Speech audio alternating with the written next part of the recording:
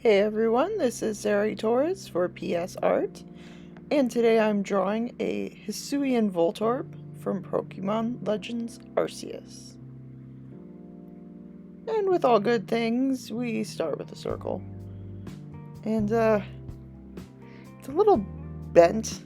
It's a little bit of a bent circle, so I need to do some little fixes there. And I like to keep my mistakes in the video just to show that, nobody's perfect. Nobody's nerfect, as someone once said. And just want you to know that we all start somewhere, I'm self-taught, so a lot of this comes from watching other YouTube videos and learning things as I go. And I hope you know that whatever part of your drawing journey you are on, it's okay. Make those mistakes. That's what erasers are for. I was really interested in how its eyes look. It's sort of this angled look, and it's got a lot of expression to it. I wanted to get all of those little lines showing the 3 dimensions of this little guy.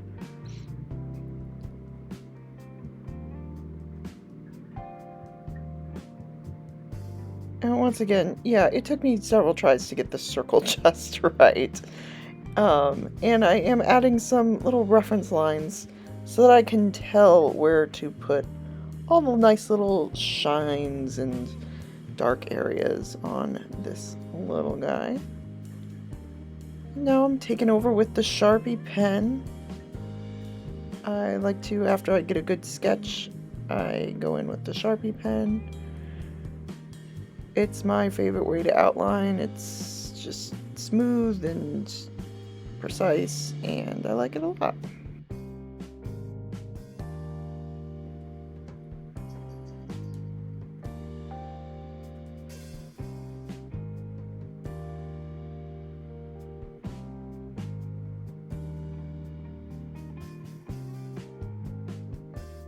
Going into these circles, I'm also adding a bit of a 3-dimensionality, if that's a word.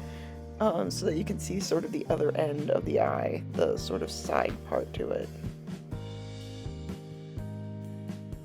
And I used to get a little self-conscious about my lines not being perfectly straight or perfectly curved, but I think that's sort of the beauty of hand-drawn artwork, is you get these little imperfections that show sort of the humanity of it. So, I don't know, the lines don't always have to be perfect, and I'm okay with that.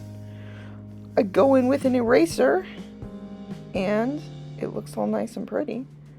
This is a very light gray that I'm using just to shadow the eyes, because those are thick eyebrows, and I mean that in a literal sense. These are actually popping out of his head.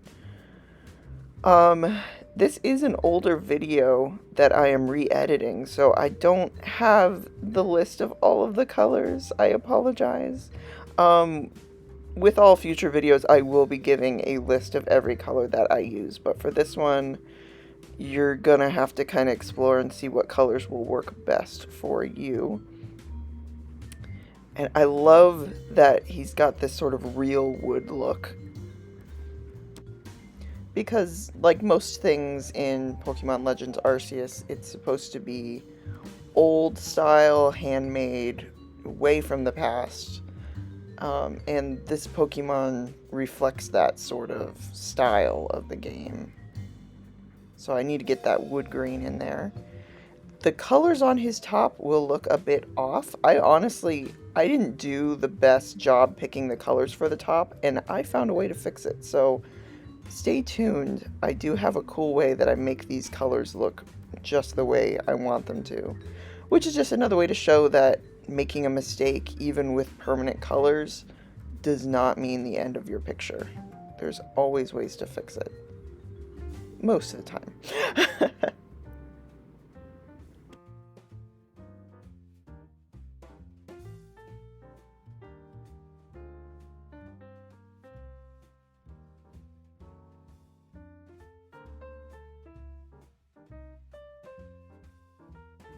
I find that, oddly enough, the hardest colors to color with using markers are the lightest ones, because you don't want it to be super dark. You want it to be just the right shade.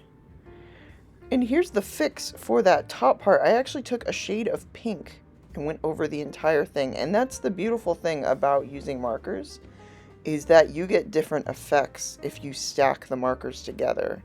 If you need it to be a darker shade, if you need it to be more red or more orange, you can add on to it like that. The biggest thing is you cannot lighten. You need to go from light to dark. So I was lucky here in that the shade I was going for was darker than what I had put down. So I was able to go over it and make it closer to what I wanted it. And I want that to be something that I teach with this channel, that these things don't just happen. They don't just suddenly appear perfect or the way you want it. You've got to strategize and figure out ways to solve little art problems like this. And I think it ended up looking close to what I wanted it to be in the end. And the eyes were pretty easy. They were just sort of a dark shade. I took a Sharpie marker for those. And I feel like that really finishes him up. I say him, but I think Voltorbs are pretty gender neutral. It is just a orb of electricity and anger. And I wanted to have some sort of background here, and I thought this sort of loop would be pretty cool. I was really just sort of spitballing with this, and I like the way it turned out at the end. It did take some sort of experimenting of where I wanted the lines.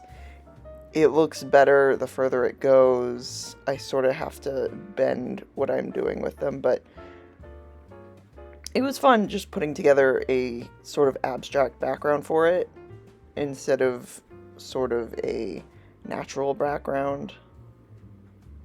Voltorbs are weird, and I figured the background should match that level of weirdness.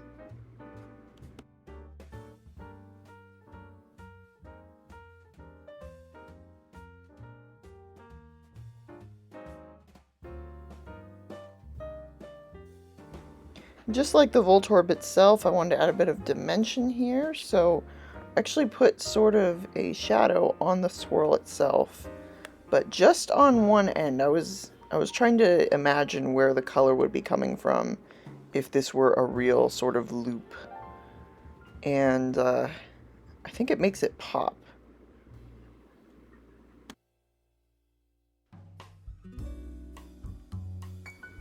And in between the lines, I wanted to put some green in here because the Hisuian Voltorb is both electric and grass. So I wanted to put a little bit of nice light grass green in here. And then some light blue as well to sort of make that pop a bit. So you do have a bit of the weird kooky with the red spiral and the natural with the green and blue. And that gives you the Hisuian Voltorb from Pokemon Legends Arceus. And with that, I wish you best of luck in all of your creative projects. Please like and subscribe, as we are a new YouTube channel, and thank you so much for stopping by. See you again soon.